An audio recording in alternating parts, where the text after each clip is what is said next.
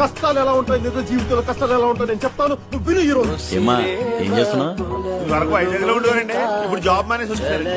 ఏం జాబ్ చేస్తున్నావు?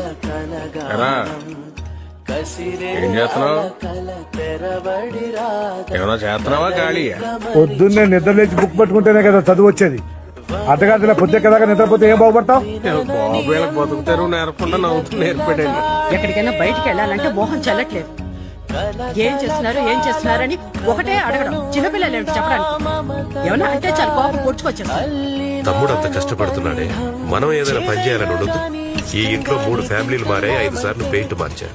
కానీ నీలోనేరా ఏ మార్పు లేదు. నీ వయసు వాళ్ళందరూ చక్కగా చదువుకుని పెళ్లిని చేసుకుని పిల్లా జల్లాతో హాయిగా మరి నువ్వు నా సంకనాతో తిరుగుతూనే ఉన్నా.